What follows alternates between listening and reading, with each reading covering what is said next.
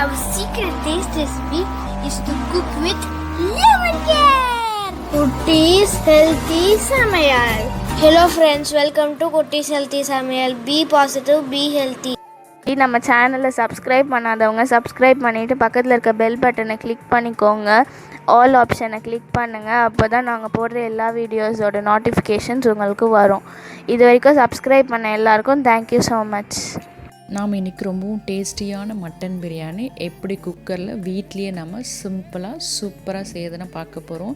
இதோட colour, taste, flavour எல்லாமே hotel ஸ்டைலில் இருக்கும். அந்தளவுக்கு ரொம்பவும் டேஸ்டியான பிரியாணி பிகினர்ஸ் கூட சூப்பராக செய்யலாம். வாங்க இது எப்படி செய்யுதுன்னு பார்த்துக்கலாம்.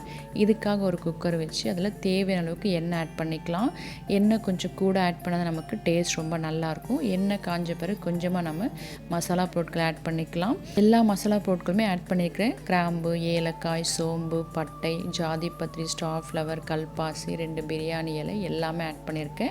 மசாலா கொஞ்சம் வதங்கின பிறகு 3 மீடியம் சைஸ் வெங்காயம் நீளமாக கட் பண்ணி ஆட் பண்ணிக்கிறேன். இது கூடவே வெங்காயம் வதங்கிறதுக்கு தேவையான அளவுக்கு உப்பு ஆட் பண்ணி வதக்கிக்கலாம். இது கூடவே 3 பச்சை மிளகாய் கீரை ஆட் பண்ண அந்த வீடியோ மிஸ் ஆகிடுச்சு. அதையும் நம்ம சேர்த்து வதக்கி விட்டுக்கலாம். இது வதங்கும் போதே ஃப்ளேவர் ரொம்ப நல்லாயிருக்கும். நான் எடுத்திருக்க இந்த அளவுகள்லாம் 3/4 கிலோ பிரியாணிக்காக தான். நம்ம எந்த பிரியாணி செஞ்சாலும் எடுத்திருக்க அரிசிக்கு ஈக்குவலாகவும் இல்லை அதுக்கு அதிகமாகவும் நம்ம மட்டனோ சிக்கனோ ஆட் பண்ணோம்னா டேஸ்ட் ரொம்ப நல்லாயிருக்கும். இப்போது வெங்காயம் கொஞ்சமாக வதங்கிடுச்சு. இது கூட நான் ஒரு 3 தக்காளி நீளமாக கட் பண்ணி ஆட் பண்ணியிருக்கேன். இதுவும் நல்லா வதங்கட்டும். இது கூடவே அரை கைப்பிடி அளவுக்கு புதினாவும் அரை கைப்பிடி அளவுக்கு கொத்தமல்லியும் ஆட் பண்ணிக்கிறேன். இது வதங்கட்டும். அதுக்குள்ளே நாம் ஒரு பேஸ்ட் ரெடி பண்ணிக்கலாம். இந்த பேஸ்ட் தான் இதுக்கு நல்ல ஒரு டேஸ்ட்டும் கலரும் கொடுக்கும். இதுக்காக ஒரு மிக்ஸி ஜாரில் ஒரு மீடியம் சைஸ் வெங்காயம் ரஃப்பாக சாப் பண்ணி ஆட் பண்ணிக்கிறேன். இது கூடவே அரை கைப்பிடி அளவுக்கு புதினாவும் அரை கைப்பிடி அளவுக்கு கொத்தமல்லி ஆட் பண்ணிக்கிறேன். நீங்கள் விருப்பப்பட்டால் இது கூட ஒரு பச்சை மிளகாய் கூட ஆட் பண்ணி நீங்கள் அரைச்சிக்கலாம். நான் பச்சை மிளகாய் ஆட் பண்ணல. இப்போ இதெல்லாம் நம்ம சேர்த்து நல்லா நைஸ் பேஸ்ட்டாக அரைச்சி எடுத்துக்கலாம். இதுக்கு தண்ணிலாம் ஆட் பண்ண வேணாம். அந்த வெங்காயத்தில் இருக்க தண்ணியை நமக்கு கரெக்டாக இருக்கும். பாருங்கள், இந்தளவுக்கு நைஸாக அரைச்சாச்சு. இதையும் நாம் வதங்கின்னு இருக்க தக்காளியோடு ஆட் பண்ணிக்கலாம். ஆட் பண்ணி நல்லா மிக்ஸ் பண்ணி விட்டுக்கலாம். இப்போ இது எல்லாமே சேர்ந்து நமக்கு நல்ல மேஷ் ஆகி வதங்கி வரணும். இப்போ பாருங்கள், இந்த அளவுக்கு வதங்கியிருக்கு. இது கூட நான் 2.5 ஸ்பூன் அளவுக்கு இஞ்சி பூண்டு பேஸ்ட் ஆட் பண்ணிக்கிறேன். இந்த அளவுக்கு நல்லா நமக்கு மேஷ் ஆகி வதங்கின பிறகு தான் நீங்கள் இஞ்சி பூண்டு பேஸ்ட் ஆட் பண்ணணும். மட்டன் பிரியாணிக்கு இஞ்சி பூண்டு பேஸ்ட் கொஞ்சம் அதிகமாக ஆட் பண்ணால் நமக்கு ஃப்ளேவர் நல்லாயிருக்கும். இப்போ பச்சை வாசனை போகிற அளவுக்கு நல்லா வதக்கி விட்டுக்கலாம். இப்போ பாருங்கள், நல்லா வதங்கிடுச்சு. இது கூட ஒரு 3/4 கிலோ அளவுக்கு மட்டன் எடுத்திருக்கேன். அதை ஆட் பண்ணிக்கலாம். மட்டன் ஏற்கனவே நல்லா வாஷ் பண்ணி வச்சுருந்தேன். தண்ணியை நல்லா வடிச்சிட்டு நம்ம ஆட் பண்ணிக்கலாம். ஆட் பண்ண உடனே நம்ம மசாலா பொருட்களை ஆட் பண்ணாமல் இஞ்சி பூண்டு பேஸ்ட்டோடய ஒரு 2 நிமிஷம் நீங்கள் வதக்கி விட்டிங்கன்னா அந்த டேஸ்ட் ரொம்ப நல்லாயிருக்கும். மட்டனில் அந்த ஃப்ளேவர் இறங்கி சாப்பிடும்போது பார்த்திங்கன்னா மட்டன் ரொம்ப சூப்பராக இருக்கும். இப்போ நம்ம மட்டனுக்கு தேவையான அளவுக்கு உப்பு ஆட் பண்ணி நல்லா வதக்கி விட்டுக்கலாம். இப்போ பாருங்கள், ஒரு 2 நிமிஷம் நல்லா வதக்கியாச்சு. இப்போ நம்ம தேவையான மசாலா பொருட்களை ஆட் பண்ணிக்கலாம். இது கூட நான் ஒரு 1/2 ஸ்பூன் அளவுக்கு மஞ்சள் ஆட் பண்ணிக்கிறேன். இது கூடவே 3 ஸ்பூன் அளவுக்கு மிளகாய் தூள் ஆட் பண்ணிக்கிறேன்.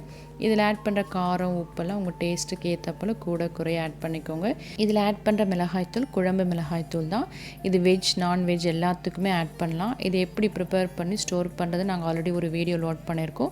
அதோட லிங்க் நான் டிஸ்கிரிப்ஷன் பாக்ஸில் கொடுக்குறேன். நீங்கள் வேணுன்னா செக் பண்ணிக்கோங்க.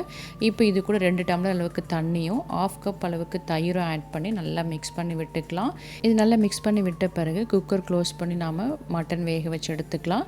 மட்டன் தனியாக கூட வேக வச்சு இதோட ஆட் பண்ணலாம். ஆனால் உங்களுக்கு இந்த மசாலாலாம் மட்டனில் இறங்காது.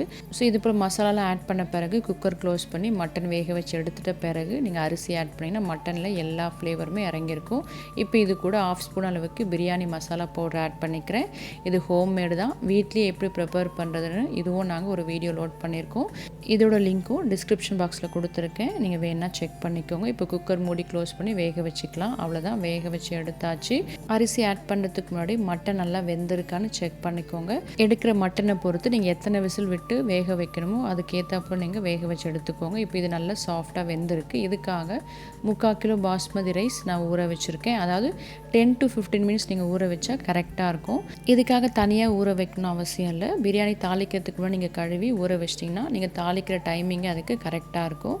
இப்போ மட்டன் நல்லா சாஃப்டாக வெந்திருக்கு. இந்த ஸ்டேஜில் அலசி எடுத்து வச்சுருக்க அரிசி ஆட் பண்ணிக்கலாம். இப்படி குக்கரில் செய்யும்போது நமக்கு ஆட் பண்ணுற தண்ணி தான் ரொம்ப இம்பார்ட்டன்ட். அப்போ தான் நமக்கு பிரியாணி நல்லா உதிரியாக இருக்கும். இதில் ஆட் பண்ணுற அரிசியோட அளவு 3/4 கிலோ. 3/4 கிலோன்றது 3.25 டம்ளர் அரிசி தான். 3.25 டம்ளர் நம்ம டபுளாக அப்படியே கால்குலேட் பண்ணும்போது 7.5 டம்ளர் தண்ணி வரணும். 7 டம்ளருக்கு நீங்கள் டோட்டலாக 1 டம்ளர் குறைச்சி 6 டம்ளர் நீங்கள் தண்ணி ஆட் பண்ணிங்கன்னா கரெக்டாக உங்களுக்கு இருக்கும். இது போல் எப்போவுமே எடுக்கிற அரிசிக்கு டபுளாக நீங்கள் கணக்கு பண்ணி டோட்டல் அமௌண்ட்டில் 1 டம்ளரில் 3/4 டம்ளர் தண்ணியும் நீங்கள் குறைச்சி ஆட் பண்ணிங்கன்னா சாதம் கரெக்டான டெக்ஸ்டரில் உங்களுக்கு கிடைக்கும்.